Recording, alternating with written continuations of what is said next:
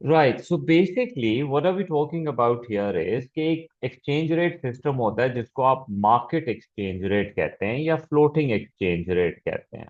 ठीक है। इस एक्सचेंज रेट में क्या होता है कि आप करेंसी की वैल्यूज अप्स एंड डाउन्स जो होती हैं because of the demand and the supply forces, it's a must that you write that. Demand and supply forces की basis पे आपकी exchange rate में ups and downs होते हैं।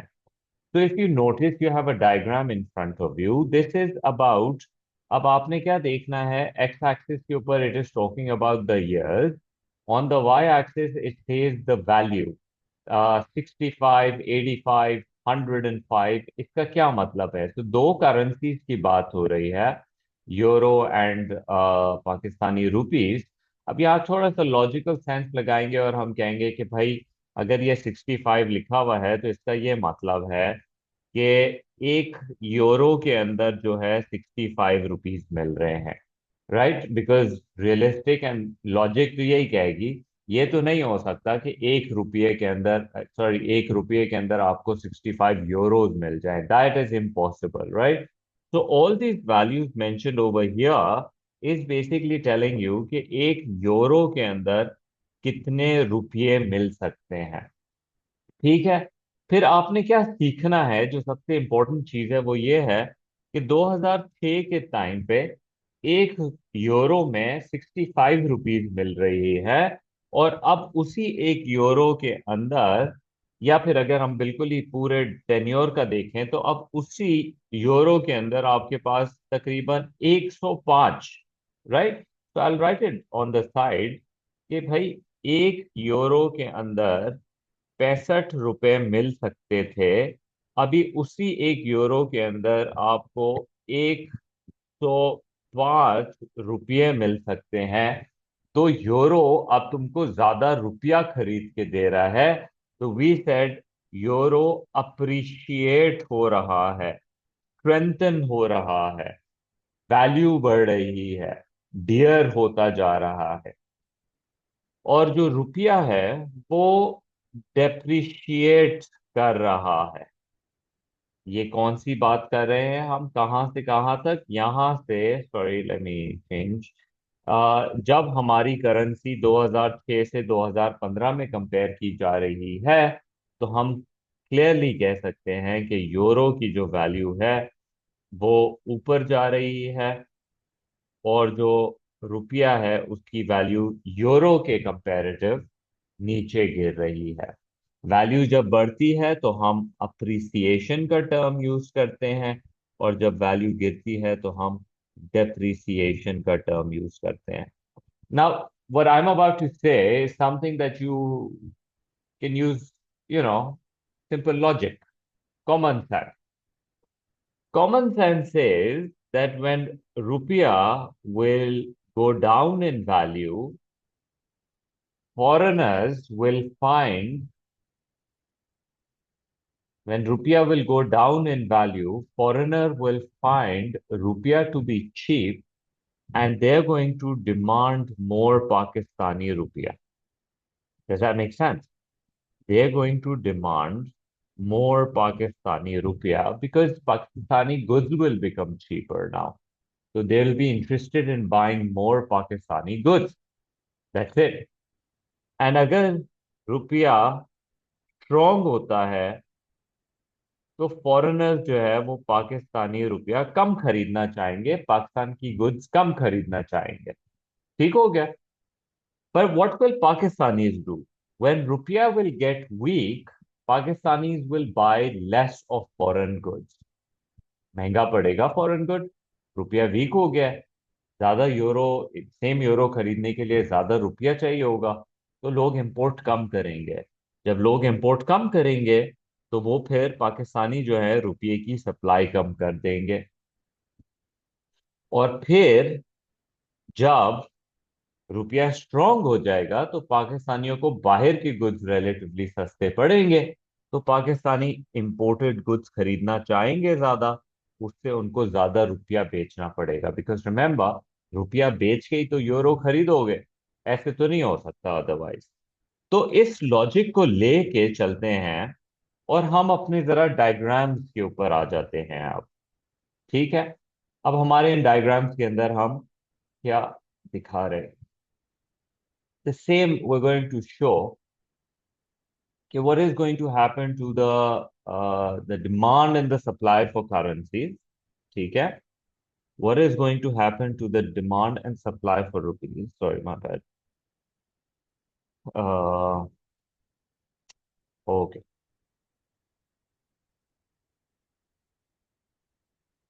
अब गौर से सुनो। दो डायग्राम्स बनाते हैं, इनके लेबल्स तुमको बहुत अच्छे से आने चाहिए। What I'm gonna do is एक डायग्राम मैं रुपये का बनाऊंगा।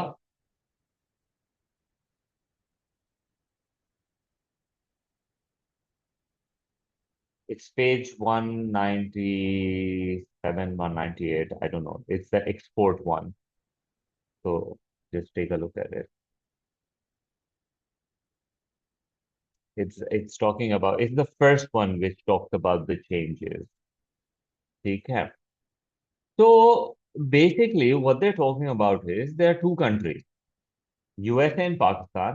Pakistan exports their goods and services to US। ठीक है। अब होगा ये कि हम दो डायग्राम बनाएंगे, एक हम लेबल करेंगे रुपये का। So let's label it. Let's put quantity of rupees over here। ठीक है, because we're making for रुपया। दूसरा हम डॉलर के लिए डायग्राम बनाएंगे। तो अब लेबल क्या होगा? अगर ये रुपया का डायग्राम है तो यहां हमारे लेबल्स होंगे demand for rupees, supply for rupees, कितने डॉलर मिलेंगे एक रुपीज में। ये हमारा इसका लेबल है। जो डॉलर का डायग्राम है उसमें हम बोलेंगे demand for dollar, supply for dollar, and कितने रुपीज मिल सकते हैं एक डॉलर के अंदर। This is how the label goes. यहां पे जो हमारा इक्विलिब्रियम आ रहा है उस पे हम लिखेंगे जी, पॉइंट ए में मार्क कर लेता हूं। ये बता रहा है कि एक रुपये के अंदर आपको 0.0036 डॉलर मिल सकते हैं। और डॉलर के डायग्राम में हम लिखेंगे कि एक डॉलर में आपको 280 रुपये मिल सकते हैं। सही है। करंट रेट के हिसाब से एक डॉलर में 280 रुपए मिल सकते हैं। इसका मतलब है इसी को तुम क्रॉस मल्टीप्लाई करो तो इसका मतलब है कि एक रुपए में आपको 0.0036 रुपया मिलेगा। अब वो कह रहे हैं यूनाइटेड स्टेट्स का एक्सपोर्ट बढ़ जाता है।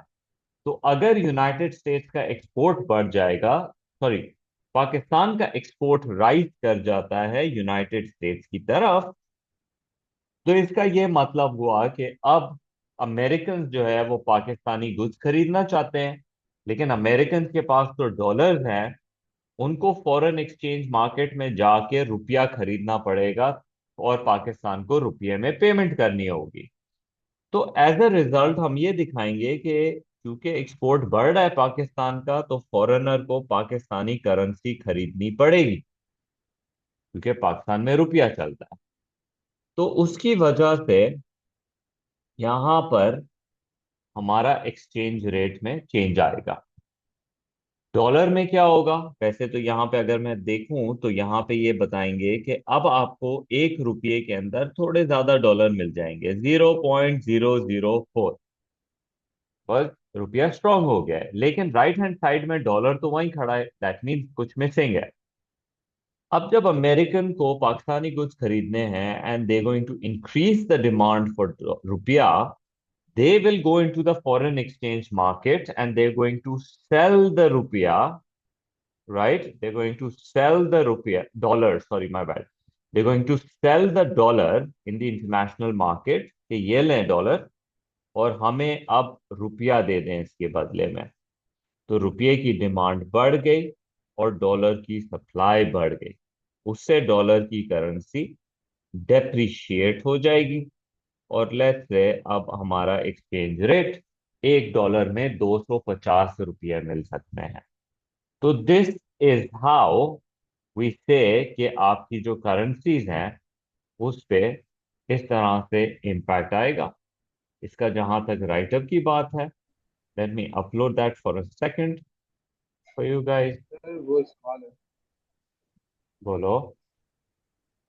सर हमारी ज़्यादा इसमें फायदा नहीं हुआ अगर हम लोग डॉलर में ही कहते हैं एक्सपोर्ट करें। तो जैसे एक चीज़ ओके, अगर हम लोग 150 की बेचते हैं तो उसके कंपेरिजन में अगर $5 की बेचते हैं तो हमारी ज़्यादा राइट, फायदा let me explain. So basically will try to keep it in the most naivest form. Pakistan सही है, फॉरेनर को कह सकता है कि हमें तो पेमेंट डॉलर में दोगे आप लोग। That's fair enough. आप अमेरिकन को कह सकते हो हमें डॉलर में दो। वो जब डॉलर भेजेंगे तो क्या होगा कि सबसे पहले डॉलर आपकी सबसे पहले स्टेट बैंक के पास आएगा वो डॉलर। ठीक है। और स्टेट बैंक को बाहर से कहा जाएगा कि आप ये जो जिसने हमें गुड्स एक्सपोर्ट किए थे ये आप उनको पहुंचा दें। राइट। सो स्टेट बैंक बेसिकली डॉलर अपने पास रख लेगा। और जो वो है कंपनी जिसने प्रोडक्ट सेल किया था उनके अकाउंट में रुपया ही ट्रांसफर होगा। चलो अगर स्टेट बैंक लेट सपोज नहीं होती और अमेरिकन ने जो है डॉलर भेजे वहां से, कंपनी के पास यहाँ पे डॉलर भी आ गए।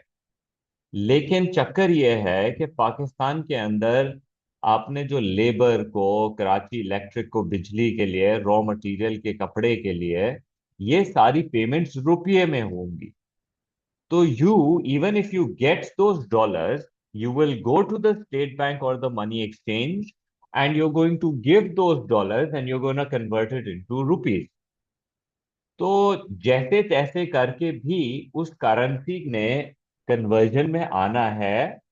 हम क्या करते हैं थ्योरेटिकल रीजन के लिए, हम यहाँ पे जब तुम अपना राइटअप भी करोगे तो this is what you will write. If Pakistan's export to US rises, then demand for rupees will rise. Why? Because Pakistan requires rupees as their expenses are in rupees. This is our condition, okay? इस condition के ऊपर ये बात पूरी dependent है। USA will have to demand rupees in foreign exchange market and this will lead to rupees appreciation as we discussed. Second diagram में क्या हुआ?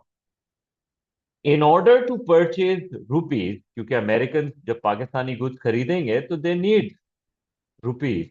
So in order to purchase rupees, USA will have to sell dollars and this will increase the supply for dollars and hence it will depreciate their currency. ये हमारा तरीका है। तो this is what you have to think. बिल्कुल start में हमने ये बात भी की ही है इन द पास्ट ऑल्सो कि देखें जी, foreigner demands the currency of the country with which they are buying goods and services from. जब हम यूएस ट्रैवल करने जाते हैं या हम दुबई ट्रैवल करने जाते हैं तो हम डॉलर्स या दरहम डिमांड करते हैं। उनके लोकल्स जब यहां पर आते हैं तो वो रुपया डिमांड करते हैं। You understand? तो लोकल लोगों के पास तो वैसे ही सप्लाई होती है अपनी लोकल करेंसी की, तो वो तो हमेशा फॉरेन करेंसी को डिमांड करते हैं। We'll do a few more practices and you'll get a hang of what are we doing over here. अब दूसरे केस के ऊपर आओ जो हम प्रिटी मच बहुत ज्यादा नोटिस करते हैं हमारी इकोनॉमी में होते हुए। स्पेक्यूलेशन। स्पेक्यूलेशन क्या है? बेसिकली स्पेक्यूलेशन का कॉन्सेप्ट ये है कि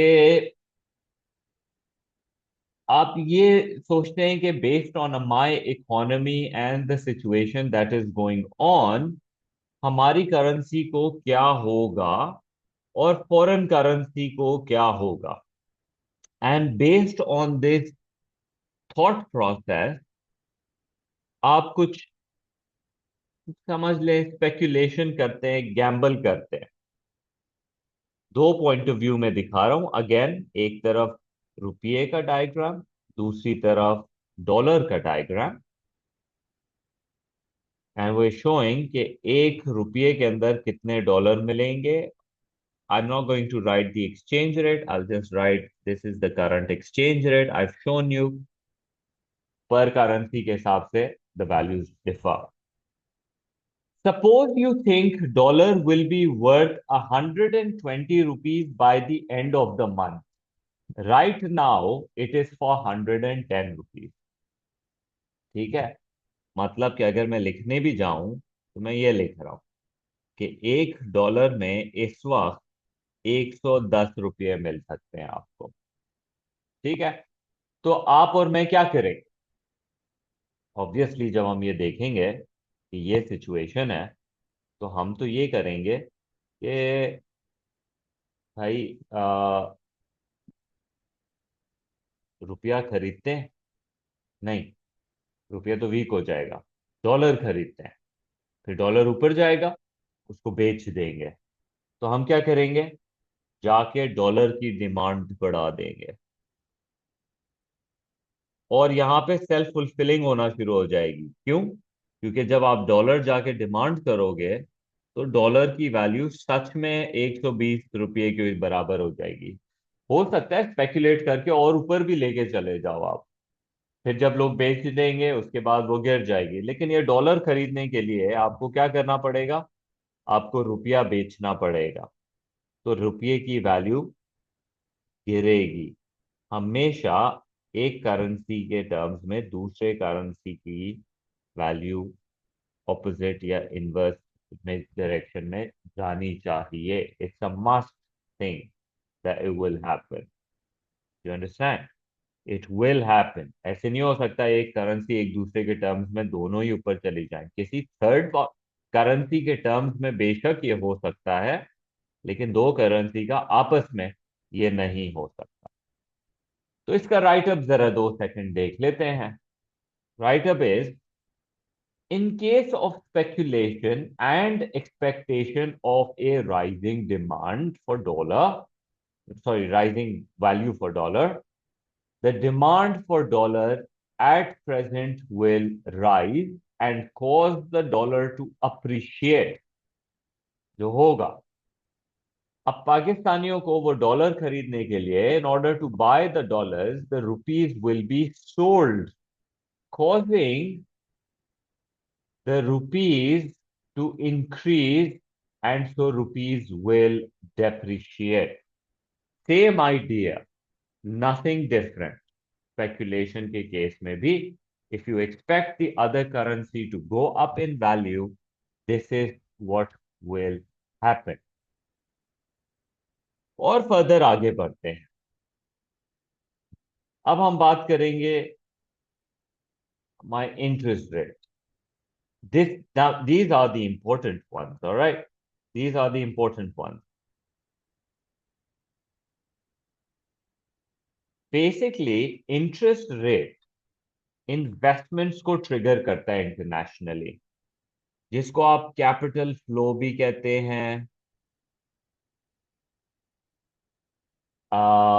इसको आप हॉट मनी का टर्म मैंने कहीं ना कहीं लेक्चर्स में यूज भी किया हुआ होगा। You can see it in your कहीं ना कहीं बुक्स वगैरह के अंदर भी इसका मेंशन हुआ हुआ हो सकता है।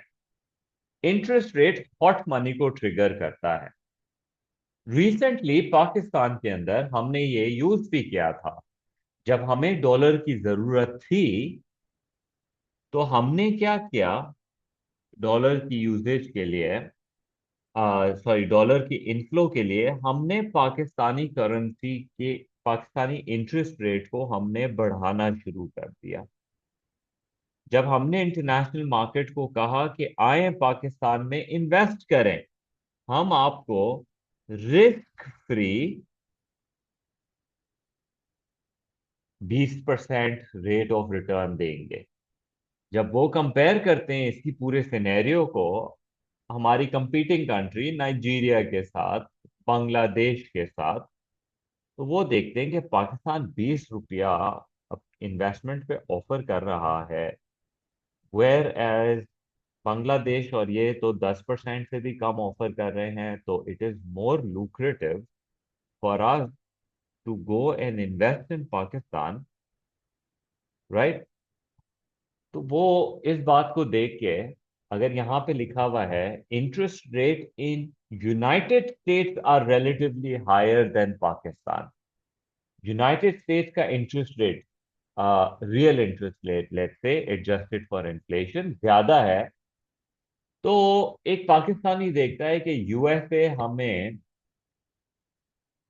5% दे रहा है और लेट्स से पाकिस्तान हमें 2% रियल टर्म्स में दे रहा है, तो यूएसए में इन्वेस्ट करना चाहिए। तो पाकिस्तानी क्या करेगा, उसकी क्या ट्रांजैक्शन होगी, चलो चल के यूएस डॉलर खरीद के यूएस में इन्वेस्ट करते हैं, बिकॉज रिमेंबर यूएस में तो डॉलर चलता है, तो यूएस करेंसी की डिमांड बढ़ गई, और उस यूएस करेंसी को खरीदने के लिए obviously Pakistani will need to sell the Pakistani रुपया।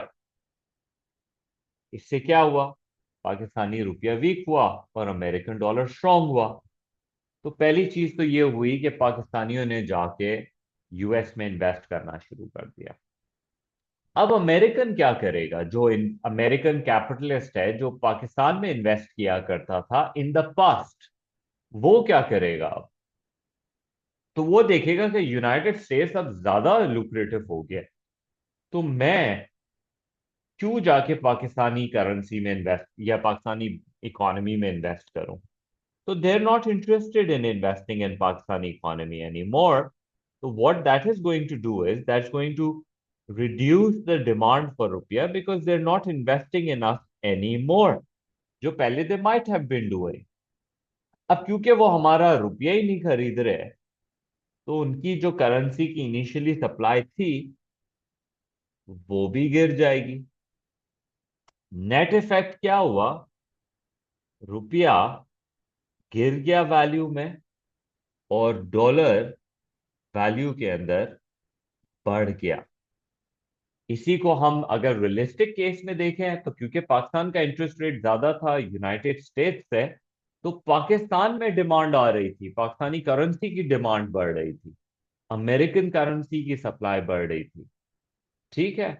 और पाकिस्तानी कई दुनिया में और नहीं इन्वेस्ट कर रहे थे, वो पाकिस्तानी बैंक्स में इन्वेस्ट कर रहे थे, 22% और कहाँ मिल सकता है आपको, ये सब अच्छा है, right. So this is how हमारी करेंसी का write up is going to B.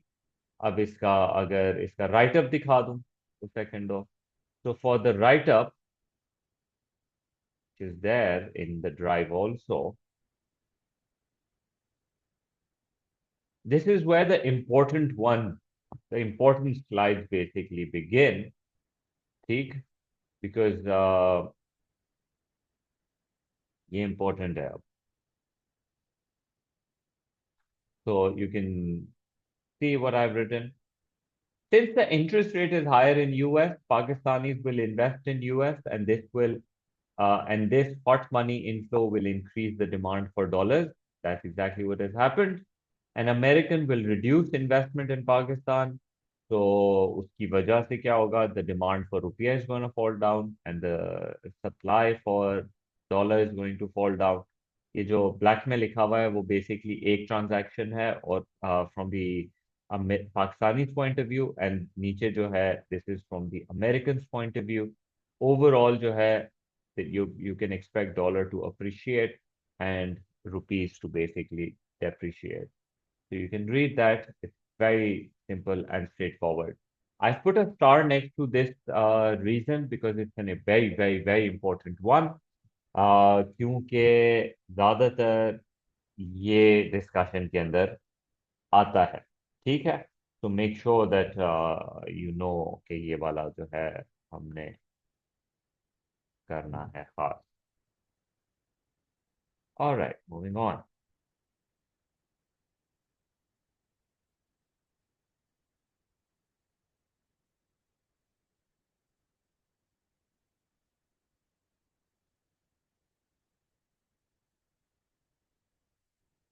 we're gonna put a star next to this one also, inflation rate वाला। ये भी बड़ा जरूरी है। ये जिस तरह से इंटरेस्ट रेट कैपिटल फ्लो को अफेक्ट करता है, इन्वेस्टमेंट्स को अफेक्ट करता है, हॉट मनी को अफेक्ट करता है, उसी तरह से इन्फ्लेशन इंटरनेशनल ट्रेड को अफेक्ट करता है। International trade. So I'm going to label the same way. Let's do dollars over here. So demand for dollars, supply for dollars, rupees over dollars. And over here we have the rupiah ka diagram. So demand for rupees, supply for rupees, and कितने dollar मिल जाएंगे एक रुपये के अंदर। Please label ठीक रखना, फजूल में मार्क्स गिव अप नहीं करना। So now what? Inflation rate in Pakistan is relatively higher than United States. Pakistani goods महंगे हो रहे हैं ज्यादा स्पीड से कंपेयर टू यूनाइटेड स्टेट्स के गुड्स से। आई एम नॉट सेइंग कि US goods are cheaper, right. I am saying कि Pakistani goods versus US goods के अंदर अब जो प्राइसेस पहले थी वो थी, अब comparatively Pakistani prices are rising at a faster rate. US की प्राइसेस को क्या हुआ? Well, they're probably the same. Maybe nothing has happened to the US prices. Okay? But ये जरूर हुआ है कि जब पाकिस्तानी गुड्स महंगे हो गए तो अमेरिकन गुड्स रिलेटिवली चीपर हो गए पहले के हिसाब से। पहले जब आप पाकिस्तानी गुड को कंपेयर करते थे रुपये के कंपैरेटिवली, और अब आप उसको कंपेयर करते हैं तो आप कहते हैं कि यूएस गुड जो है अब रिलेटिवली चीपर हो गया है। एब्सोल्यूट वैल्यू में सस्ता नहीं हुआ है, but in comparison to Pakistani rupaya, since Pakistani रुपया, लेट्स सपोज ये पाकिस्तानी रुपया है एंड लेट्स सपोज ये अमेरिकन प्राइस थी। अब क्योंकि हमारी इन्फ्लेशन ज्यादा है तो पाकिस्तानी करेंसी थोड़ी सी ऊपर आ गई है, तो अब आप कह रहे हो कि यूएस का जो गुड है वो रिलेटिवली सस्ता हो गया, पहले ज्यादा बड़ा गैप था, अब रिलेटिवली कम गैप हो गया है। तो ये हमारी लॉजिक है इधर। So what has happened is inflation rate in Pakistan is relatively higher. तो पाकिस्तानी क्या करेंगे, वो देखेंगे यार अमेरिकन गुड्स तो अब रिलेटिवली सस्ते हो गए, तो क्यों ना हम यूएस गुड्स खरीदें, और ज्यादा क्वालिटी भी अच्छी है, लेट्स बाय दोस्त। अब यूएस गुड्स को खरीदने के लिए आपको पाकिस्तानी रुपया बेचना पड़ेगा, बिकॉज वो तो रुपया नहीं एक्सेप्ट करेंगे। आप बेशक डॉलर एक्सेप्ट कर लो, वो तो रुपया नहीं एक्सेप्ट करेंगे, उनको तो डॉलर ही चाहिए। तो आपको इंटरनेशनल मार्केट में जाके रुपया बेच के डॉलर खरीदना पड़ेगा। डन हो गई बात। अब अमेरिकन क्या करेगा? अमेरिकन देखेगा कि अब पाकिस्तानी गुड्स थोड़े ऊपर चले गए प्राइस के अंदर, और क्वालिटी भी थोड़ी सी कम है, लेट्स अस्यूम, तो हमारे गुड्स की प्राइस अब ज्यादा अच्छी लग रही है, ज्यादा कंपेटिटिव लग रही है, तो हम तो अमेरिकन गुड्स ही खरीदेंगे। तो पाकिस्तानी गुड्स की डिमांड गिर जाएगी, ये भी एक मसला है। और क्योंकि अब वो हमारे गुड्स नहीं खरीद रहे, तो अब उनकी करेंसी की सप्लाई कम हो जाएगी, because they don't need to buy Pakistani goods. Result क्या है? रिजल्ट वो ही है कि डॉलर अप्रिशिएट कर रहा है वैल्यू के अंदर, और रुपया डेप्रिशिएट करेगा वैल्यू के अंदर। I think it makes pretty logical sense what we are talking about here, because this is how the markets work. This is how the markets respond to these things. They see it coming कि Pakistani inflation rate control में नहीं आ रही है Pakistani government के, इनकी prices तो बढ़ती जाएंगी। तो अमेरिकन देखेंगे इस बात को एंड दे रियलाइज कि you know what we need to do is we need to find somebody else. Okay, we need to find somebody else जो पाकिस्तानी गुड्स से बेहतर और सस्ता बना सकता है, तो हम अपना ट्रेड जो है उधर लेके जाएंगे। तो ये इसका राइट अप है। Let me walk you through it. सबसे पहले मैं एक्सप्लेन कर रहा हूँ पहला हिस्सा इन द ब्लैक। दोनों साइड पे. If Pakistan's relative inflation rate is higher than US, then US will find Pakistani goods to be expensive, and therefore they will import less, and hence the supply of dollar will fall. They don't want Pakistani goods. They don't need to sell dollar.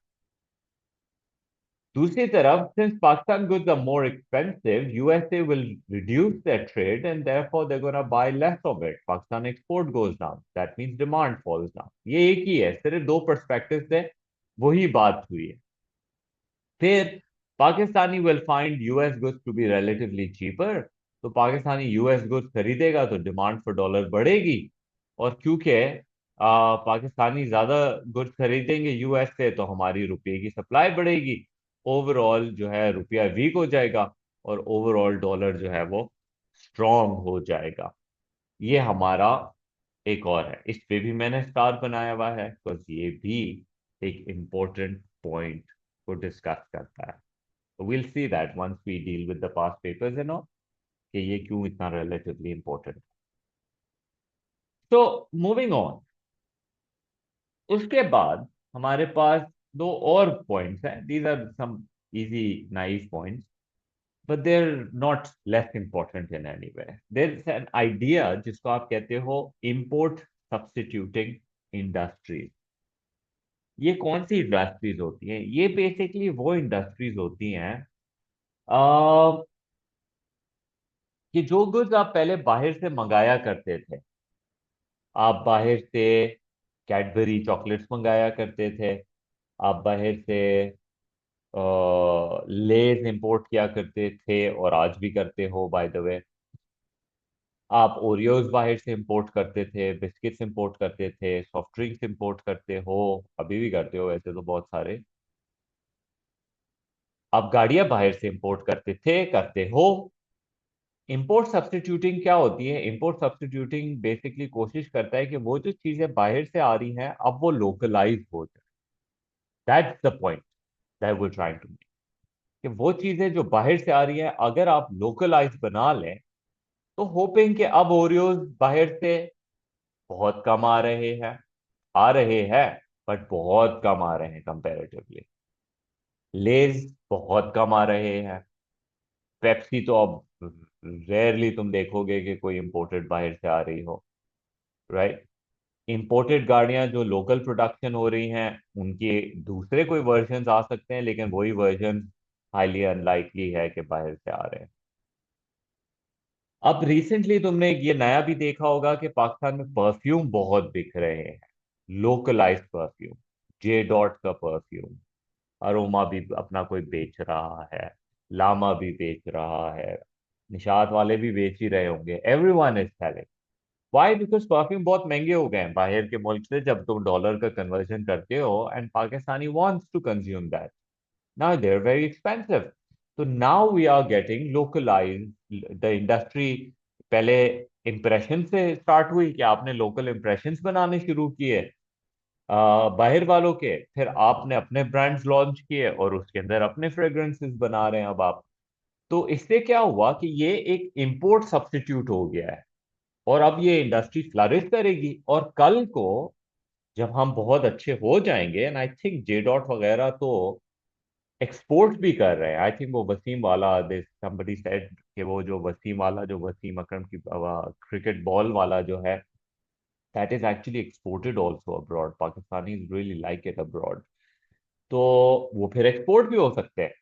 तो इसको हम अपने diagram में किस तरीके से show करेंगे? So I directly show you the diagram for it.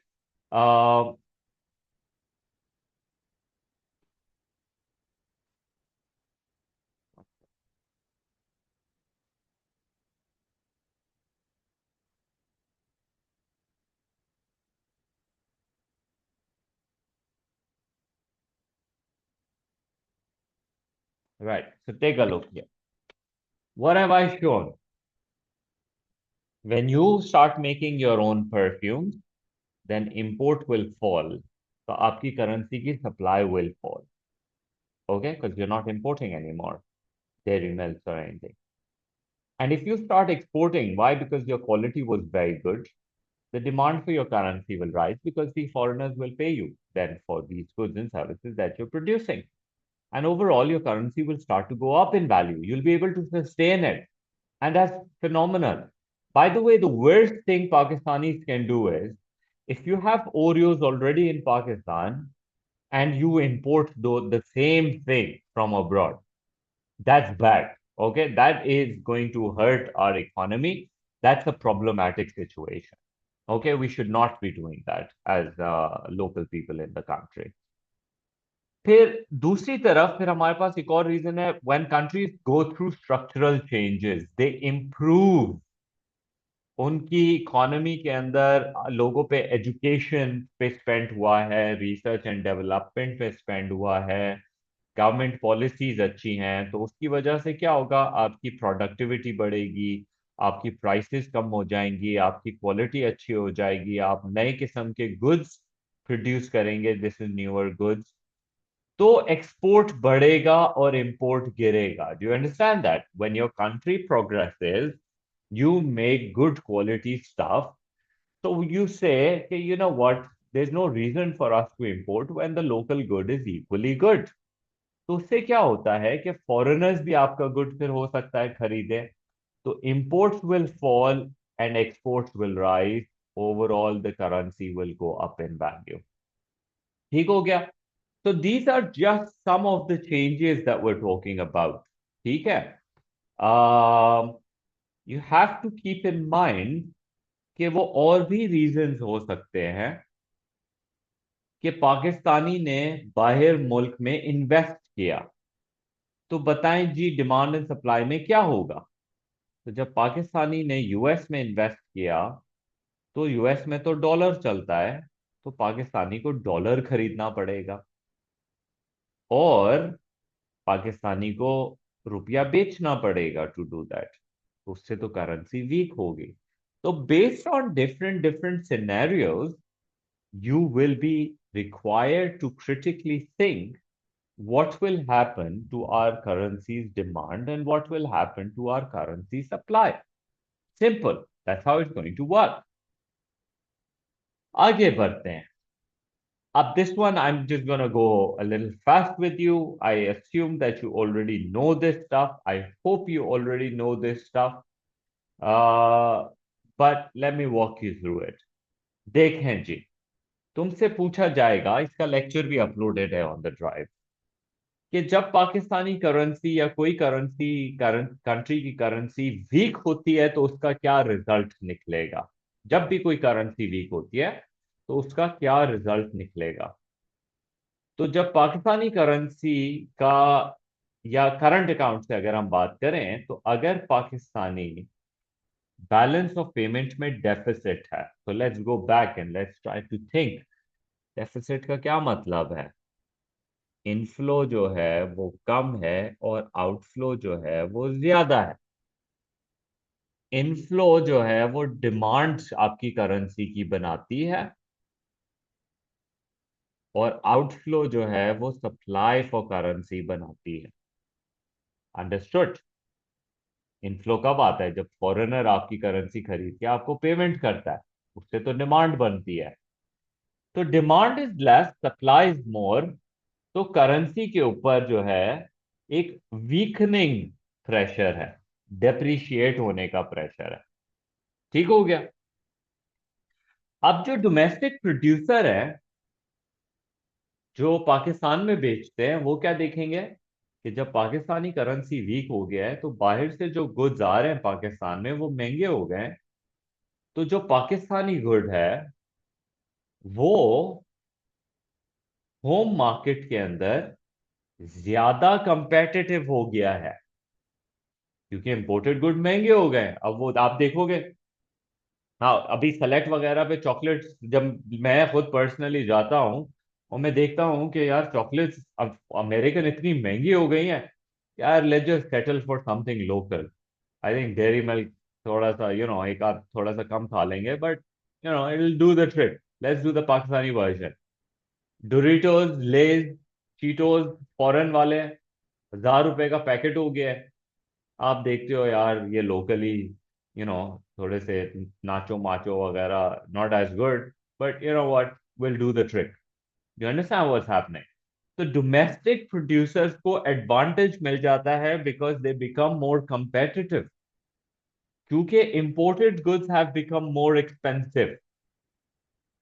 सो इसकी वजह से हम क्या एक्सपीरियंस करेंगे डोमेस्टिक प्रोड्यूसर्स, कि there is an increase in the demand for local goods, so let's expand. Haven't you noticed? अब तुम select store के ऊपर जाओ, you're going to see all sorts of range of Pakistani made chips which you never saw before. Even companies you never saw before are now entering the market. So this has sort of like worked in our favor, at least for the local economies, import को रोकने के लिए। इसको, इस by the way, इस policy को आप import substituting policy भी कह सकते हो। Sorry, expenditure switching policy, expenditure switching policy भी आप कह सकते हो। You don't need this word, for some reason इन्होंने अब इस वर्ड को A2 में डाल दिया है। बट अगर तुम मेरे पास के लेक्चर्स देखोगे मैक्रो इकोनॉमिक ऑब्जेक्टिव्स के, तो I simply said import substituting industry, कि आप अपनी दूसरों की करेंसीज पे टैरिफ लगा के या फिर अपनी करेंसी को वीक करके अपने आप को एडवांटेज देते हो। ठीक है। अब इसके एडेड एडवांटेज क्या है? भाई, there will be an increase in the demand for factors of production, क्योंकि इंडस्ट्री एक्सपैंड कर रही है, उससे एम्प्लॉयमेंट भी जनरेट होगी, इकोनॉमी भी बढ़ेगी। लेकिन कब? लेकिन तब जब आपकी इकोनॉमी में स्पेयर कैपेसिटी होगी। अगर स्पेयर कैपेसिटी है तो फिर आपकी इकोनॉमी के अंदर जो अनएम्प्लॉयमेंट है वो आराम से गिर जाएगी। You remember that? जब स्पेयर कैपेसिटी होती है तो you can easily increase the production. लेकिन अगर आपकी इकोनॉमी फुल एम्प्लॉयमेंट अप्रोच कर रही है या कर गई है, तो लेबर है स्कैर्स, लेबर मांगेगा ज्यादा वेजेस। ठीक है। क्योंकि डिमांड बढ़ रही है, मैन्युफैक्चरर्स बोलेंगे कोई मसला नहीं, काम पे आओ, हम तुमको ज्यादा तनख्वाह भी देने को तैयार है। Does that make sense? Now, finally, we have to keep this in mind कि देखे जी, जब आप प्राइस बढ़ाने जा रहे होंगे ना, तो elasticity of the good will have a role to play. अगर आपकी इकोनॉमी के अंदर जो आपकी इलास्टिसिटी है वो ज्यादा है, कि इसका क्या मतलब है कि पीडी ग्रेटर देन 1 है। उसका क्या मतलब? Let me remind you, percentage change in quantity demanded is greater than the percentage change in price. Remember this? तो जब ये सिचुएशन होगी कि आपका गुड इलास्टिक है, if I was to make a diagram for elastic, this is what I would do. Elastic का diagram दिखा देता हूं तुमको मैं, 2 सेकंड। तो इलास्टिक का जब हम डायग्राम बनाते हैं, सॉरी माय बैड,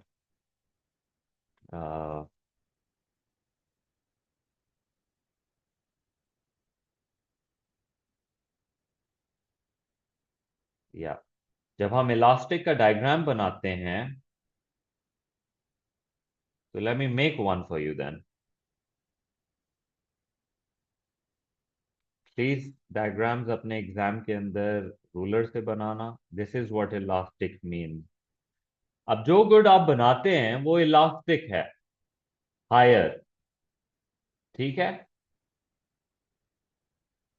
अब जब प्राइस बढ़ेगी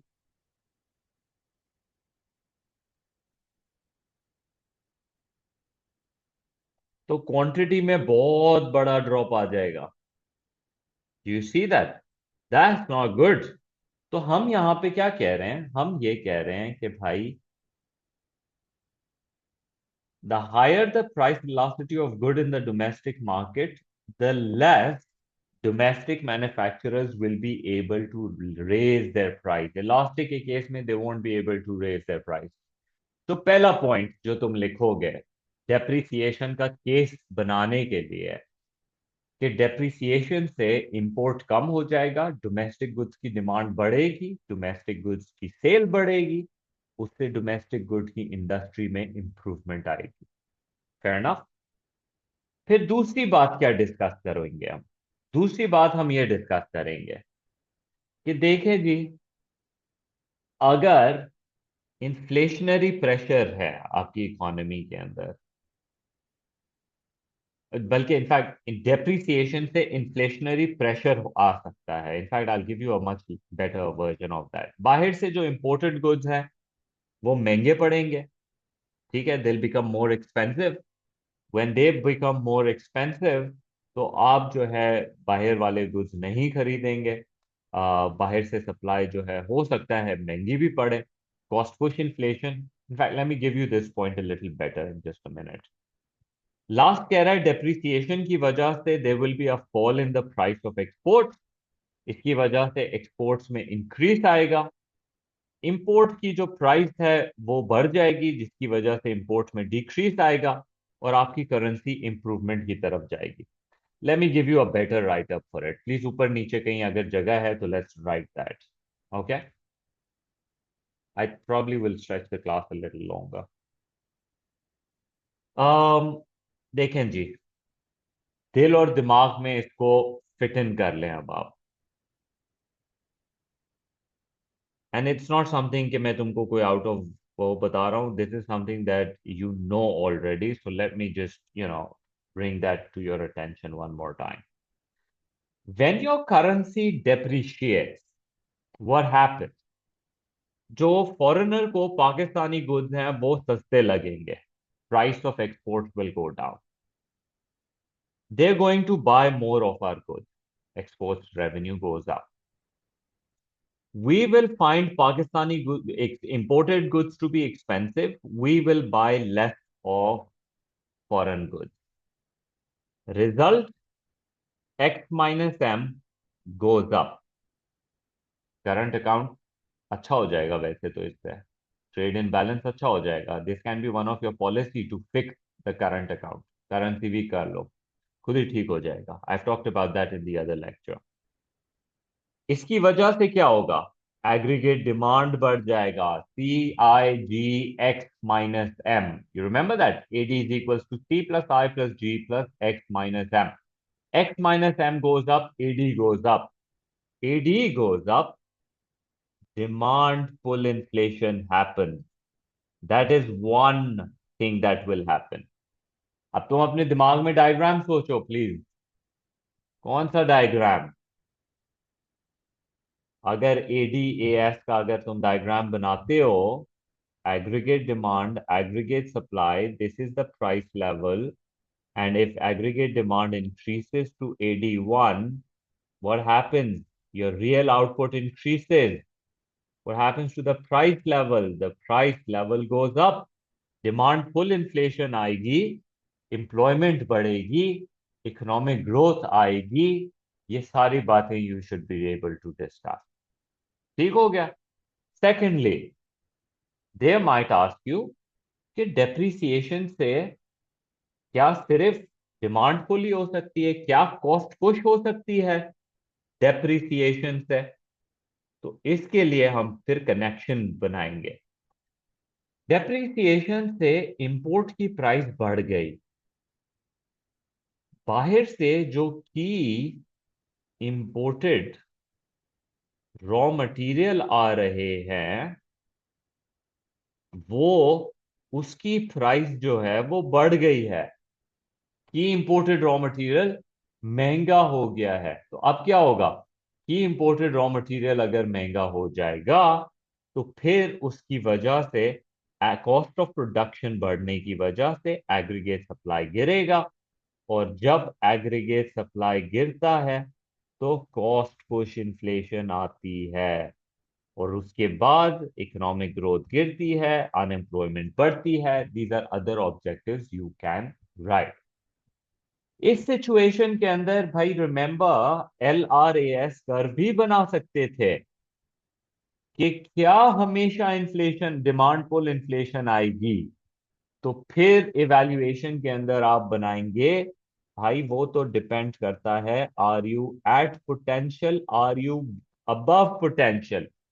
if you are below potential, if you have spare capacity, if there is unemployment, अलग अलग अल्फाजों से मैं तुमको बता दी, तो फिर एडी के बढ़ने से इन्फ्लेशन नहीं हो रही। लेकिन अगर आप पोटेंशियल पे हैं, फुल कैपेसिटी फुल एम्प्लॉयमेंट पे है तो फिर तो इन्फ्लेशन ने आना ही आना है। That is your evaluative statement. You understand this? तो ये तुम्हारे डेप्रिसिएशन का डिस्कशन है। big lengthy discussion that you can make, obviously. So please make sure that you follow on that. आगे बढ़ते हैं। फिर हम बात करते हैं जी, अप्रिसिएशन का इम्पैक्ट बताएं। अगर आपकी करेंसी अप्रिशिएट कर जाए, अब पहली बात, for your mock also, I don't know what's coming in your mock, I don't know what's coming in CIEs, but if I was making the mock, I would like to test you on this, right? I would test you on it. For sure I would. तो surplus कैसे होता है? Surplus ऐसे होता है balance of payment के अंदर कि इनफ्लो जो है वो ज्यादा है और आउटफ्लो कम है। इनफ्लो का मतलब आपकी करेंसी की डिमांड ज्यादा है और सप्लाई कम, तो आपकी करेंसी अप्रिशिएट कर जाएगी। जब आपकी करेंसी अप्रिशिएट कर जाएगी तो इंपोर्ट की प्राइसेस गिर जाएंगी, राइट? उससे क्या होगा? जो डोमेस्टिक कंज्यूमर्स हैं वो देखेंगे भाई इंपोर्टेड सस्ती आ रही हैं चीजें, क्यों लोकल खरीदनी है, इंपोर्टेड खरीदते हैं, क्वालिटी भी अच्छी है, तो imported goods is a good idea. You understand that? Imported is a good idea. तो एज अ रिजल्ट, जब डोमेस्टिक कंज्यूमर्स इंपोर्टेड गुड्स पे शिफ्ट कर जाएंगे और जो फॉरेनर्स हैं वो लोग अपने लोकल गुड्स कंज्यूम करने पे चले जाएंगे, राइट? बिकॉज वो तो पाकिस्तानी नहीं खरीदेंगे, पाकिस्तानी गुड्स तो महंगे पड़ रहे हैं, अब लेट्स बाय द लोकल। तो एज अ रिजल्ट इंपोर्ट का वॉल्यूम बढ़ेगा और एक्सपोर्ट का वॉल्यूम गिरेगा। ठीक? तो यहां पर आपने एक्सपोर्ट रेवेन्यू और इंपोर्ट एक्सपेंडिचर की बेसिस पे बात करना है। अब इनकी जो एक्सपेंडिचर्स हैं और रेवेन्यूज हैं वो तो डिपेंड करता है कि आपका जो प्रोडक्ट है वो इलास्टिक है या वो इन इलास्टिक है। तो I am sure you know by now कि इन इलास्टिक के केस में स्मॉल चेंज आएगा वॉल्यूम में और इलास्टिक के केस में बड़ा चेंज आएगा वॉल्यूम के अंदर। ठीक हो गया? So there will be a decline in demand for both the domestic and foreign purchasers, goods and service of produced. तो ये इस तरह से आपकी इकोनॉमी पे इम्पैक्ट आएगा। अब you should be able to link this to your ADAS diagram, बड़ा जरूरी है। तो let me go over one more time. If my currency appreciates, the price of export will fall. No, rise. Foreigners will find my goods to be expensive. They don't want to buy it. Imported goods will become cheaper. We want to buy it. Overall, X minus M की value गिरेगी। Trade imbalance verse होगा, लेकिन aggregate demand गिर जाएगा। Aggregate demand गिरेगा तो price levels यानी inflation भी गिरेगी, लेकिन अनफॉर्चुनेटली इकोनॉमिक ग्रोथ भी गिरेगी एंड अनएम्प्लॉयमेंट भी बढ़ेगी। You follow? देखो, the reason why I am making these connections again and again is macro economic objectives को अफेक्ट करने के लिए अप्रिसिएशन डेप्रिसिएशन एक फेयर पॉलिसी है to bring an impact to these macroeconomic objectives. So be sure of that. And The last lecture that I've already shared with you, correction of the imbalances in the current account, please see that in detail. उसके अंदर बड़ी heavy discussions भी हुई हुई हैं, ठीक? So make sure that you do look at it. फिर उसके बाद बड़ा टाइम हो गया, इन्होंने इस पे कुछ नहीं बात की थी. So let me talk about this. Why should a country use a freely floating exchange rate system? पहले कोर्स के अंदर क्योंकि फ्रीली फ्लोटिंग था, फिक्स था, मैनेज था, तो यूजुअली एडवांटेजेस डिसएडवांटेजेस तब चलती हैं जब दूसरी रिजीम्स भी होती हैं and you can make a comparison. तो आई डोंट नो कि ये किस हद तक आ सकता है, but you no they can construct a question for a few marks, like analysis के 3 मार्क्स हो सकते हैं इस पे, कि freely floating exchange rate system क्यों एक इकोनॉमी यूज करना चाहेगी. तो देखें जी, जब आप freely floating exchange rate system use करते हैं ना, तो आप demand and supply for currency पे छोड़ देते हैं सब कुछ.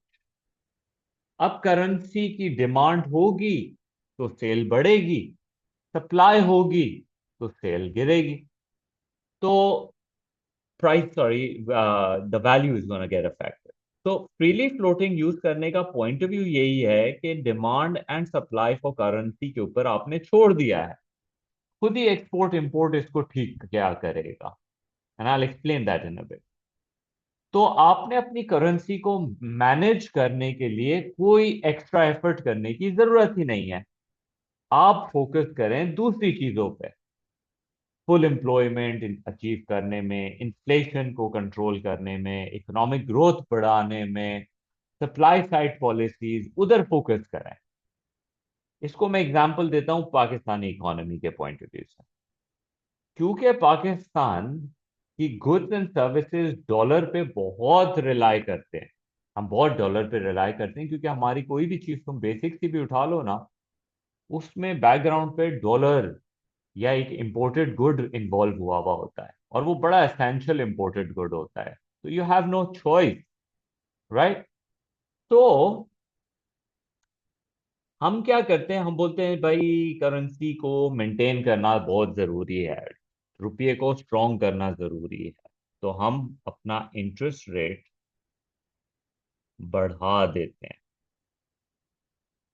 उससे हम क्या होप कर रहे हैं, हम ये होप कर रहे हैं कि जब हमारा इंटरेस्ट रेट बढ़ेगा तो हॉट मनी का इनफ्लो क्रिएट हो जाएगा. उससे क्या होगा, करेंसी की डिमांड बढ़ जाएगी. उससे क्या होगा, हमारी करेंसी की वैल्यू बढ़ जाएगी. You understand that this is what our intention is. But अब इसके दूसरे साइड पे देखो कि क्या हो रहा है. जब इंटरेस्ट रेट बढ़ाया तो कॉस्ट ऑफ बोरोइंग बढ़ गई. जब कॉस्ट ऑफ बोरोइंग बढ़ गई तो इकोनॉमी के अंदर कंजम्पशन गिर गई, इन्वेस्टमेंट्स गिर गई, एग्रीगेट डिमांड गिर गया. फाइन, इन्फ्लेशन कंट्रोल में आ जाएगी, मगर इकोनॉमिक ग्रोथ और अनएम्प्लॉयमेंट पे नेगेटिवली इफेक्ट आ गया. You follow that? तो अब आपने क्या किया, अपनी करेंसी को मेंटेन करने के चक्कर में आपने यहाँ पे पूरी इकोनॉमी को ट्रबल में डाल दिया. तो इसीलिए हम एडवांटेज ऑफ फ्रीली फ्लोटिंग क्या कह रहे हैं, कि अगर आप इकोनॉमी को उसके हाल पे छोड़ दो तो क्या होगा. This is what's gonna happen. अगर आपकी करेंसी वीक है,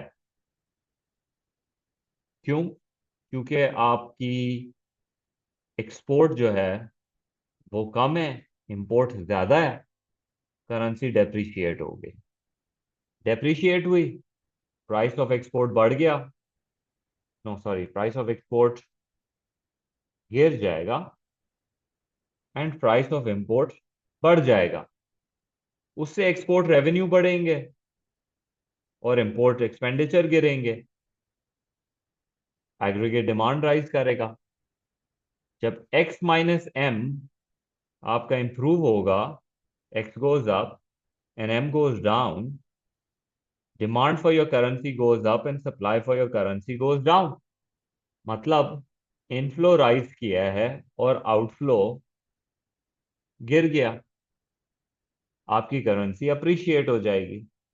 जब अप्रिशिएट होगी तो प्राइस ऑफ एक्सपोर्ट जो है वो गिर जाएगी और प्राइस ऑफ इंपोर्ट जो है वो बढ़ जाएगी। उसकी वजह से एक्सपोर्ट गिरेगा, इंपोर्ट बढ़ेगा, आपकी करेंसी वीक हो जाएगी। डेप्रिसिएशन लूप हो गया अब ये, एंड द इकोनॉमी बस अब इस लूप में चलती रहेगी। इकोनॉमी ने लूप ढूंढ लिया अपना। You follow? करेंसी डेप्रिशिएट हुई, एक्सपोर्ट बढ़ा, इंपोर्ट गिरा, करेंसी अप्रिशिएट हो गई। करेंसी अप्रिशिएट हुई, एक्सपोर्ट गिरा, इंपोर्ट बढ़ा, करेंसी डेप्रिशिएट हो गई। डेप्रिशिएट हुई, एक्सपोर्ट बढ़ा, इंपोर्ट गिरा, and self correction.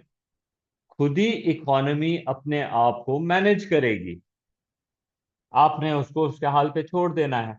But obviously it's not so simple, I am just simplifying it a bit too much, but that's how it is supposed to work. This is what the argument that they make for floating exchange rate. ठीक है जी।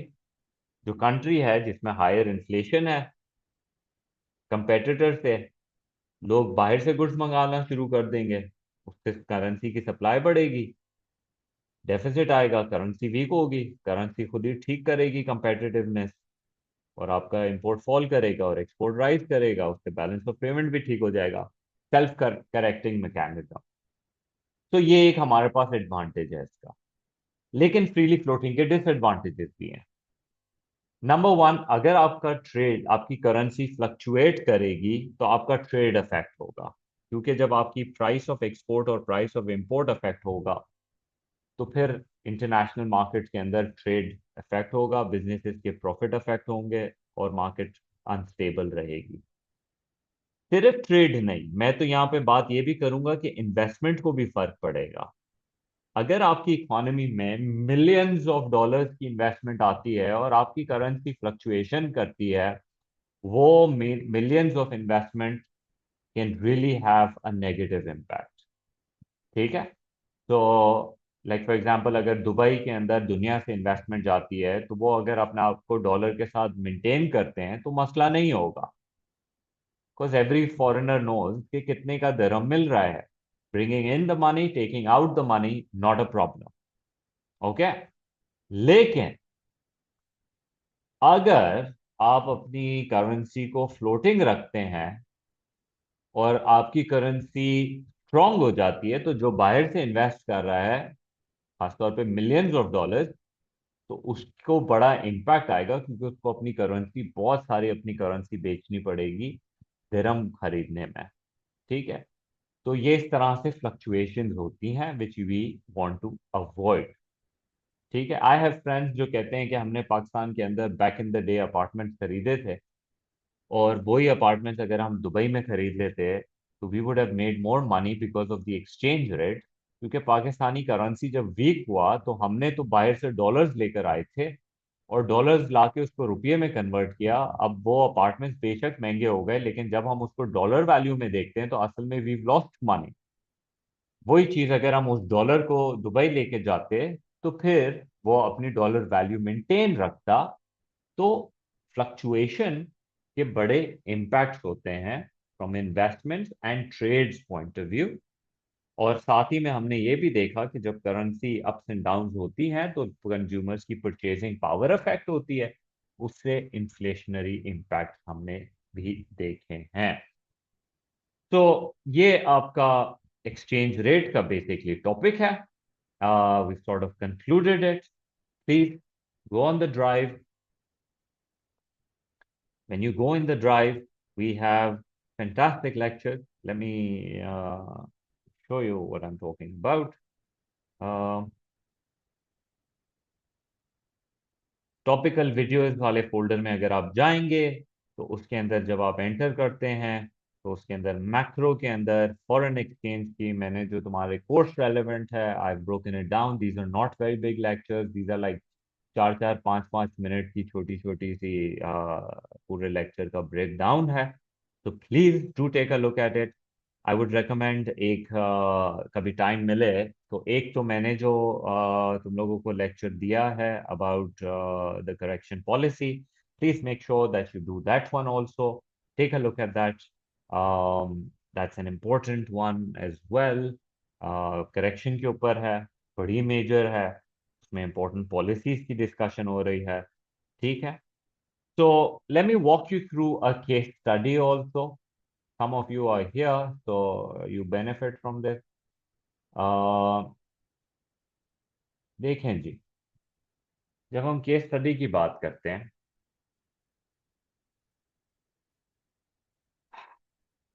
I'll do this one. It's an easy one. It's बल्कि नहीं, easy for me, it's not easy for the kids. Hardly kids were able to answer this one. देखें जी, बात क्या हो रही है। केस स्टडी के अंदर होता क्या है। There are two case studies on the left and on the right. There are two different case studies. We're focusing on one on the left. This is how big a case study sort of looks like. इस case study के अंदर एक heading होती है हमेशा। Heading आपको पूरी theme के बारे में बता देती है। Can economic growth in Chile reduce income and wealth inequality? Economic growth in Chile reduce income and wealth inequality, distribution of income का टॉपिक है। और economic growth, Chile South American एक इकोनॉमी है, उसकी बात हो रही है। इनइक्वालिटी हमेशा वेल्थ और इनकम की होती है, there is no other inequality. वैसे तो जेंडर इनइक्वालिटी की भी बात होती है, कई किस्म की होती है, बट इकोनॉमिक्स के अंदर our main focus is income. Okay, so what we have over here is Chile is the world biggest copper producer with 20%, 28% of global copper production. Do you see how important it's one of the biggest? 28% दुनिया की copper chilli से आ रहा है, और lithium का second biggest producer है। Okay, second biggest producer of lithium. Overall mining contributes 11% of the GDP. Okay, so mining 11% of your GDP is a very significant proportion from just one mining primary sector. And more than 50% of the value of its total exports. तो ये basically तुम्हें ये चार लाइनों में ये बता रहे हैं कि देखें जी, इस इकोनॉमी के लिए माइनिंग कितनी एसेंशियल है। ठीक है, so moving on. World copper and lithium prices have increased quickly since 2020. अब ये अच्छी बात है कि बुरी बात है? हमने ये सीखा है when price goes up, people demand less goods and services. लेकिन देखते हैं, this has led to a strong growth in GDP. So ये क्या बता रहा है? Prices have gone up and they are making more money. तो इसका क्या मतलब होता है ना? ये मैं तुमको बता रहा हूं कि this is how well prepared you need to be. कि when you are reading your, बेशक तुम स्लो रीड कर लो, प्राइसेस बढ़ रही हैं और रेवेन्यू ऊपर जा रहा है, तो इसका तो यही मतलब है कि ये जो गुड आप सेल कर रहे हो, ये इन इलास्टिक है नेचर के अंदर। That's why the quantity is not following bye much, because why? दुनिया का 28% रेट है, सही है। दुनिया के अंदर 28% कॉपर की डिमांड नहीं गिर सकती। That's a very big percentage, that's improbable. Moving on, फिर which is expected to increase by 3.5% in 2022, exceeding similar estimates of 2.5, as world demand is expected to grow following the COVID-19 pandemic. Figure 1.1 shows the world copper price in US dollars per pound. This is what is a pound is like 454 grams. I don't know the relevance of this statement, but ये तुम्हें फिर diagram दिया हुआ है एक legit, nothing is made up. 2022, ये 2024 का case study है, 2022 का डिस्कशन आया हुआ है इसमें अप टू। तुम क्योंकि 2025 का एग्जाम दोगे तो तुम 2023 में दुनिया में जो हो रहा था उसके बारे में तुमको एक अंदाजा हो जाएगा। ये उस एरा का तुम्हारा केस स्टडी आएगा, not in the mock, in the CI, something relating to 2023। तो ये हुआ है। और 2020 जैसे ऊपर भी लिखा हुआ था, 2020 के अंदर प्राइसेस शूट अप कर जाती हैं। चलो, ओके, आगे बढ़ते हैं। और क्या बोलते हैं, economic growth in Chile has also been helped by the world's highest rate of vaccination against COVID-19 and a rapid economic recovery from the pandemic, which has led to a large increase in consumer spending। ठीक हो गया, Covid खत्म हो गया है, 2022 चल रहा है, कोविड से इकोनॉमी अब रिवाइव कर रही है, डिमांड बढ़ रही है। However, the trade in goods surplus, I'm going to highlight this. I am telling you, out of 150 papers that I checked, 3 kids, 2 kids maximum were able to answer this thing correctly। अब मैंने तुम्हें बहुत बड़ी hint दे दी है, तो probably तुम्हारी percentage बढ़ जाएगी, but let's see. However, the trade in goods surplus has fallen substantially। Surplus गिर रहा है। This is mainly because of a 9.2% fall in the revenue from copper exports due to the higher price। Okay, यहाँ पे क्या कह रहे हैं कि जो कॉपर का रेवेन्यू था वो गिर रहा था, इसकी वजह से हो सकता है तुम्हारा सरप्लस लॉस हो रहा हो। And the fall in world demand during the covid pandemic. There has also been a 38.3% increase in the value of imported goods. So, as a consequence, the current account deficit has widened substantially in the first quarter of 2022 from a deficit of 1.1।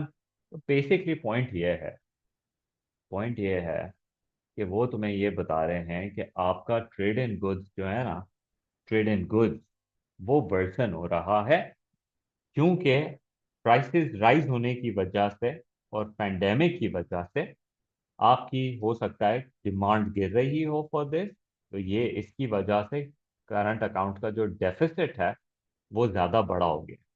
ठीक है, फिर in the first quarter despite the surplus, secondary incomes के अंदर surplus आ रहा है, फिर भी आपका करंट अकाउंट डेफिसिट में जा रहा है।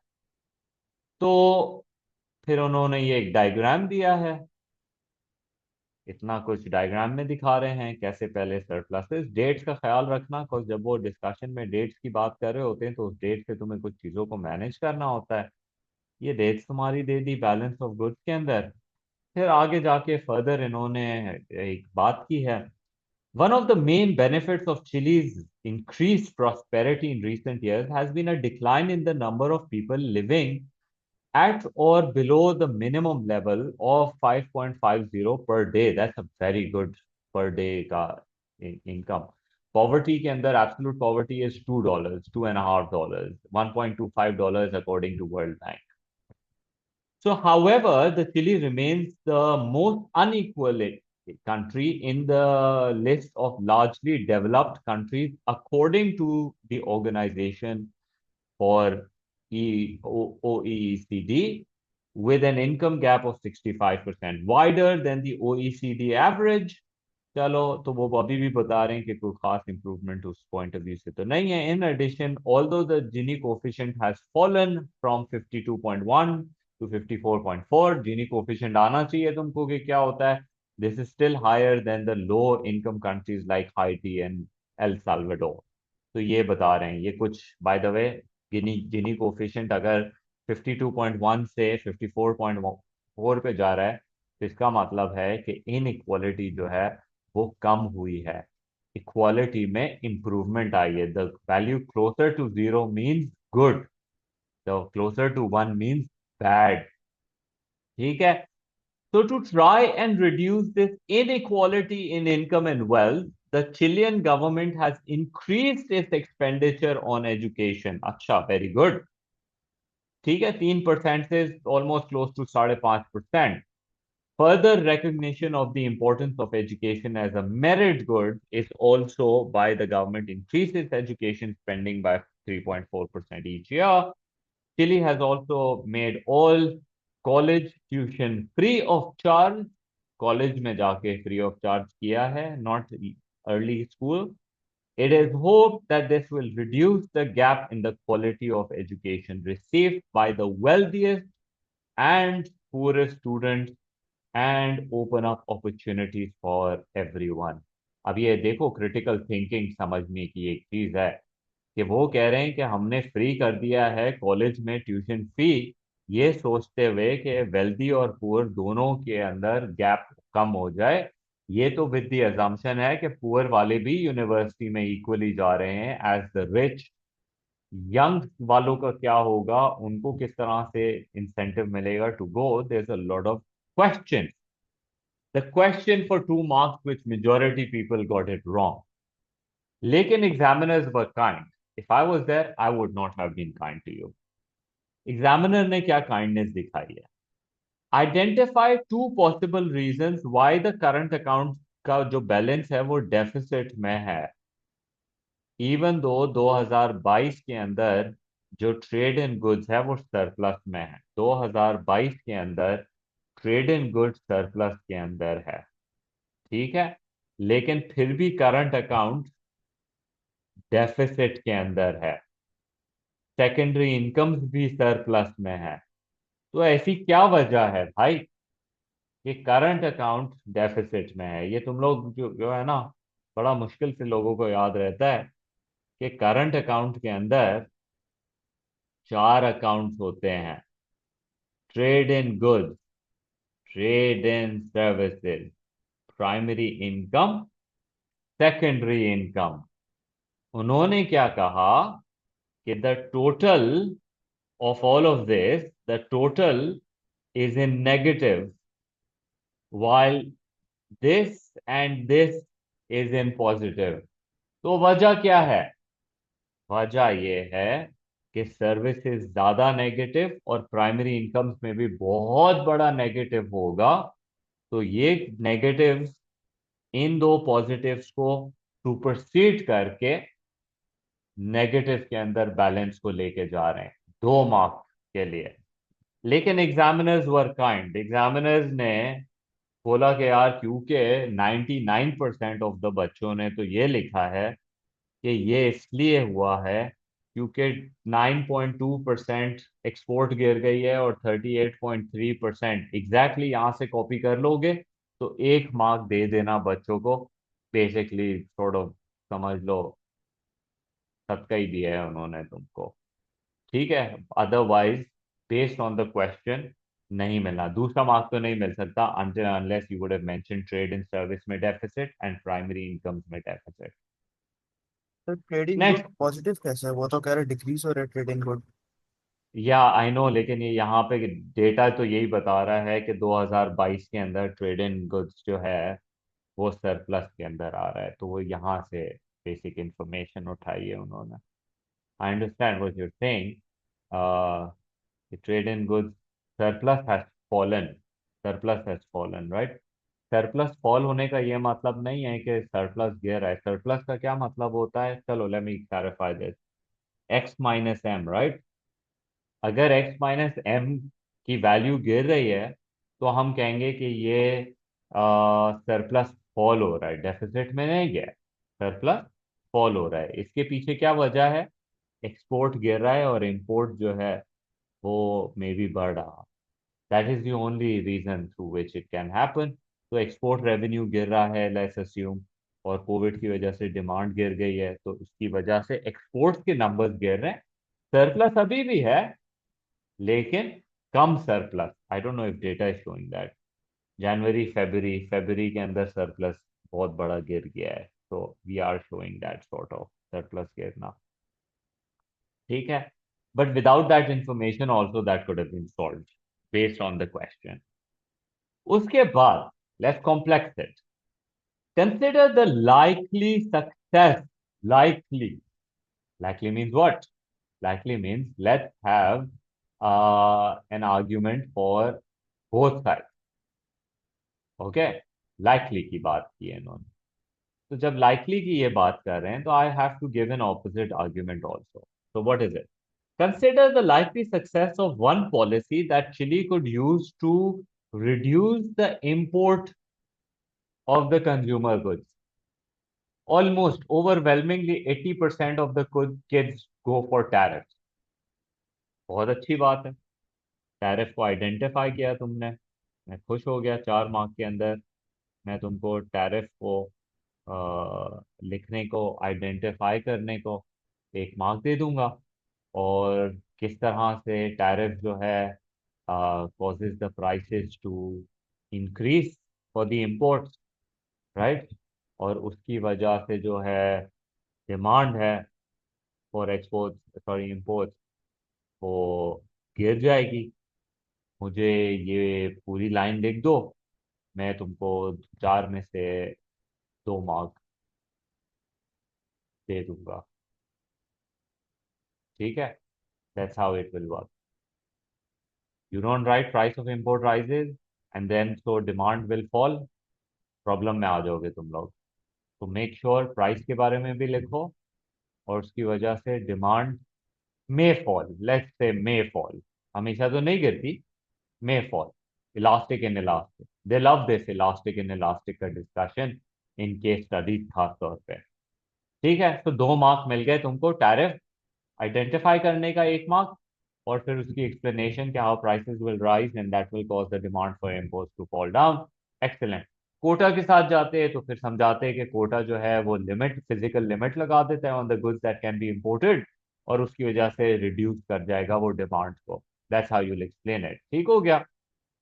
फिर उसके बाद क्योंकि उसने बोला है लाइकली सक्सेस, तो भाई लाइकली सक्सेस तो डिपेंड करता है ना.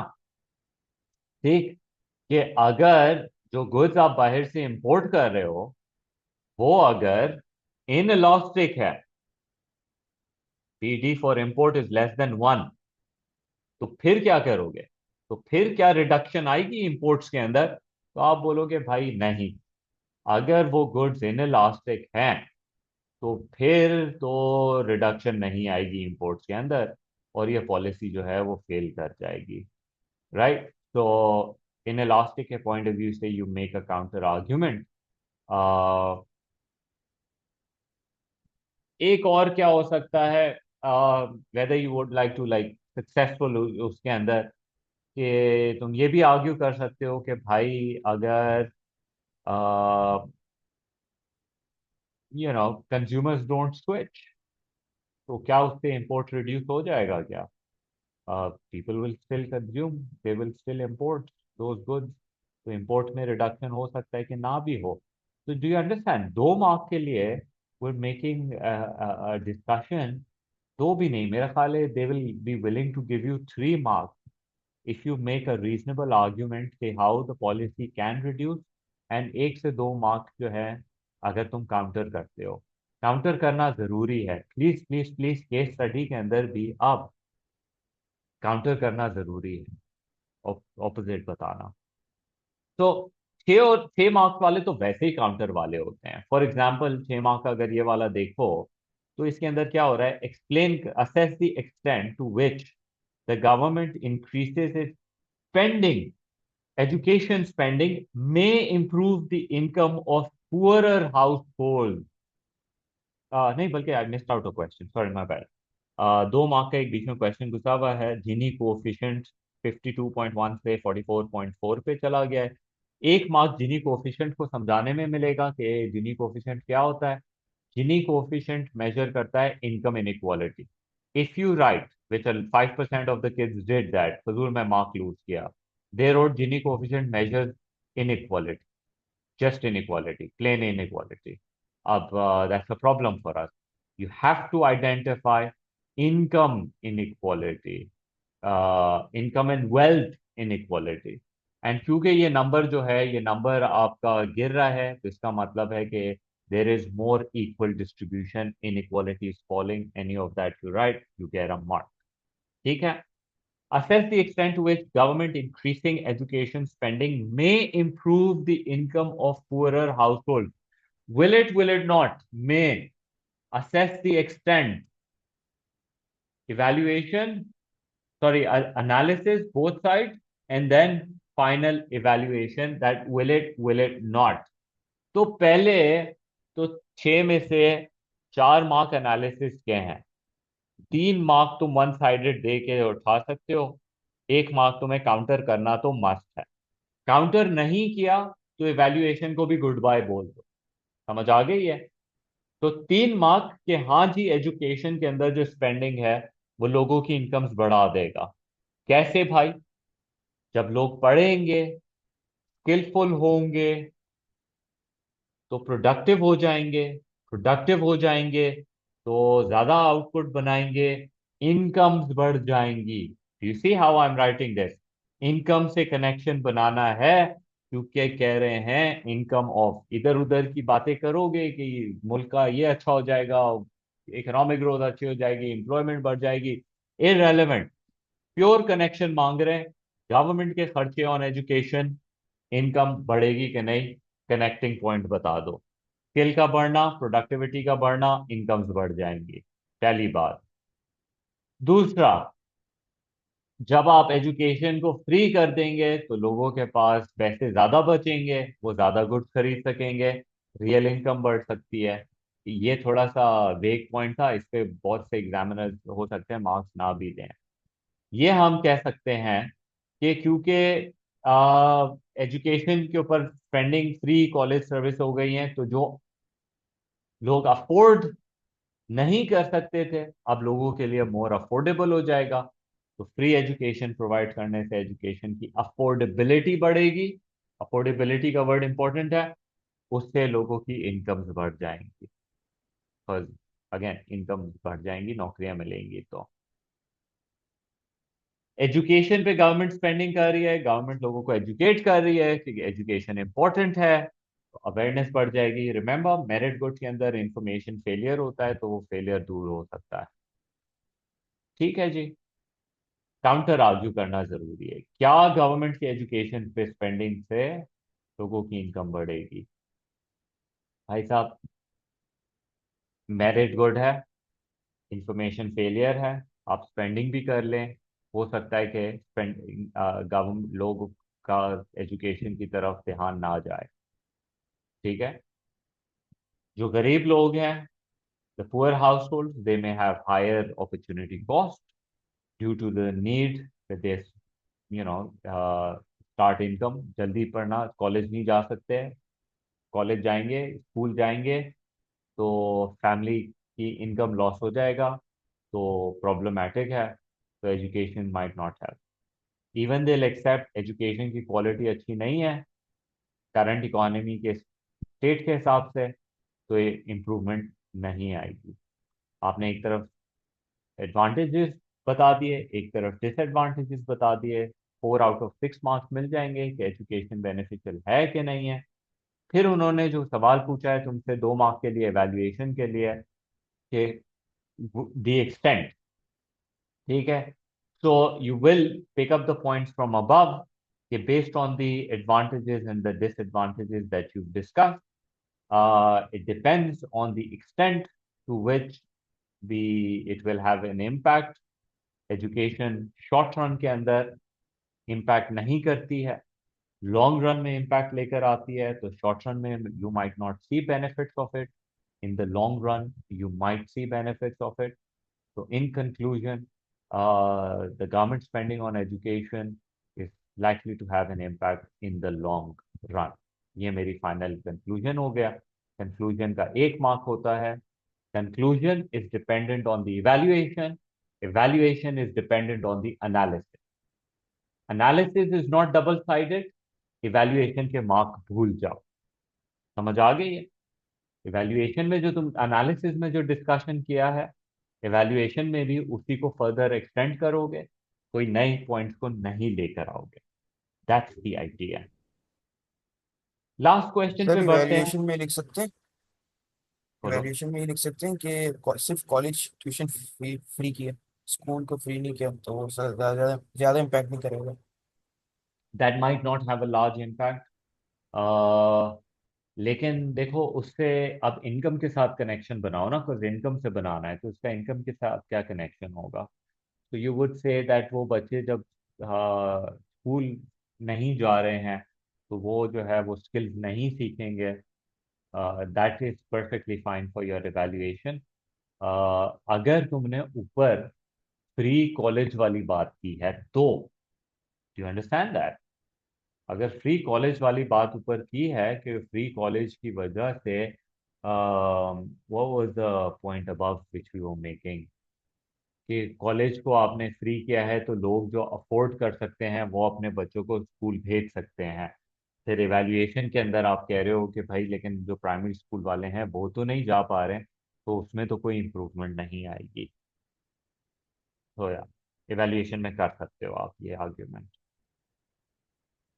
तो फाइनल डिस्कशन 6 मार्क के लिए, इसमें भी बच्चों ने कोई बहुत अच्छे मार्क्स नहीं उठाए, बिकॉज पता नहीं क्यों डबल साइड आर्ग्यूमेंट नहीं करते हो, प्लीज जरूर क्या करो, वरना तुम्हारी पूरी वैल्यूएशन जाया हो जाएगी जो तुम करने भी जाओगे। Assess the likely impact of a rise in the world copper prices from 2020 on the future economic growth of Chile. सिर्फ चिली और उसकी इकोनॉमिक ग्रोथ।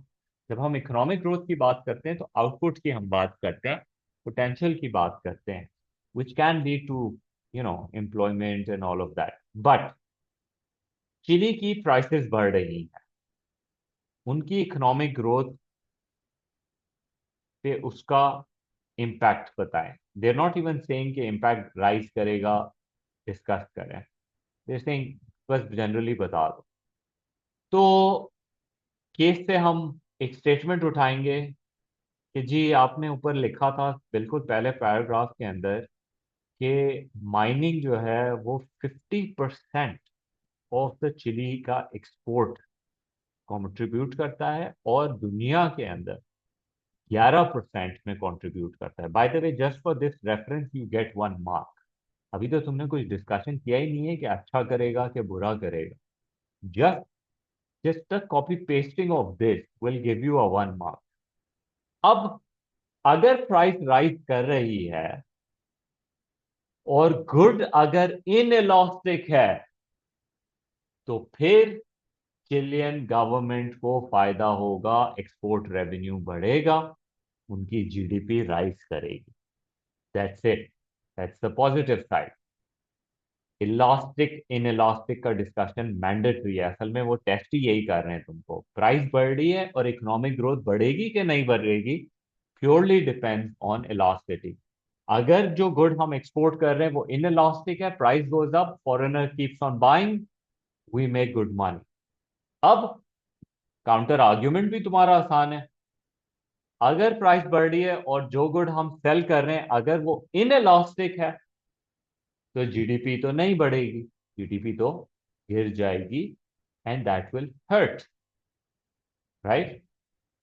ये भी हो सकता है हमारी अगर प्राइसेस बढ़ रही हैं तो कंपीटिंग कंट्रीज की हो सकता है प्राइसेस कंपेटिटिव हो जाएं जो कॉपर के ऑल्टरनेटिव प्रोड्यूस करते हैं, ये भी प्रॉब्लम है।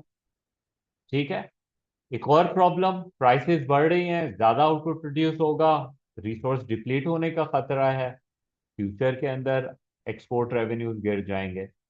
काउंटर आर्ग्यूमेंट्स बहुत हैं, 2-2 मार्क के काउंटर आर्ग्यूमेंट्स करने भाई, सिंपल सा है। इन इलास्टिक का आर्ग्यूमेंट लंबा करो, उसमें इन इलास्टिक को डिफाइन करके पूरी एक्सप्लेनेशन दे दोगे कि एक्सपोर्ट रेवेन्यू गिर रहा है, जीडीपी राइज करेगा कि नहीं, एक्सपोर्ट रेवेन्यू राइज कर रहा है, जीडीपी बढ़ेगा, इन इलास्टिक है, एक्सपोर्ट रेवेन्यू गिरेगा, जीडीपी गिरेगी। I am willing to give you 3 to 4 marks on that, and then your final evaluation. बड़ा सिंपल हो, अगर ऊपर मैं सिर्फ इलास्टिक का डिस्कशन कर रहा हूँ तो नीचे भी मैंने क्या कहना है कि based on the question how will it have likely impact, तो आई विल से कि भाई after assessing both sides the argument completely falls on the elasticity, how big of the value और how small of the value it is, तो उसकी वजह से जो है हम देख सकते हैं कि इकोनॉमी के अंदर इकोनॉमी अप जाएगी कि डाउन जाएगी. It might also be dependent on the ups and downs in the economy, और एक वर्ल्ड इकोनॉमी की डिमांड और फॉर कॉपर को क्या हो रहा है. If the demand will rise, हो सकता है इनके revenue will rise, but if the demand will fall, हो सकता है देयर रेवेन्यूज विल फॉल. तो ये तुम्हारा इसका बेसिक आर्ग्यूमेंट है, and then you final conclusion on that. So this is how a case study is supposed to be done. You have to read it very uh, well. One thing I can suggest is attempt करो एक case study. Let me share a paper with you. 2024 का, थोड़ा recent का हो जाएगा, या जून का देख लो. जून का भी अच्छा ही था. जून का ये वाला था, या dilemma for European central bank, inflation related है. मेरी नज़र में तो इस बार कुछ फॉरेन एक्सचेंज रिलेटेड आना चाहिए, पर आया नहीं है अभी तक. और मैक्रो पे ज़्यादातर आती हैं, तो I will not be surprise कि अगर फॉरेन एक्सचेंज के ऊपर कोई क्वेश्चन बन जाए. इसमें नहीं तो उसमें ज़रूर बन सकता है. तो फॉरेन एक्सचेंज और उस पर बड़ा फोकस रखें प्लीज़. फिर उसके बाद let me take you to the link that I've sent you.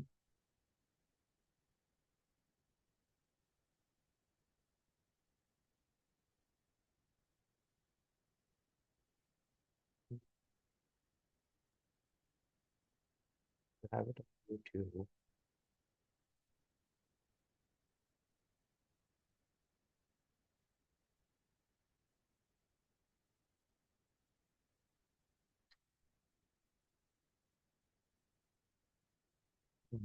This one. Yeah, when you go in the playlist, I have sent you basically two links. One is the micro wala, ठीक है, जिसके अंदर we have like a few lectures here. तो please ये lectures देखो, 1 घंटा आधा घंटा, लेकिन पूरे पूरे यूनिट्स को एक्सप्लेन किया हुआ है ना, इन अ वेरी फास्ट वे. और फिर उनके एक्सपेक्टेड एसेज का भी डिस्कशन है. expected essays, na? Unit 1, 2, 3. So you can take a look at this. Prepare yourself with this. फिर ये माइक्रो का था, और फिर ये मैक्रो का भी आज शेयर द लिंक. ये थोड़ा ज़्यादा लेंदी है, बिकॉज इसमें ऑब्वियसली टॉपिक ज़्यादा है, एक्सप्लेनेशन ज़्यादा थी. तो this is a little more on the lengthier side. पर इसके अंदर भी I think I have dealt with the expected essays and inflation के essays and all of those. So do take a look at this. It will help you definitely. ठीक? So please make sure that you make an attempt on these.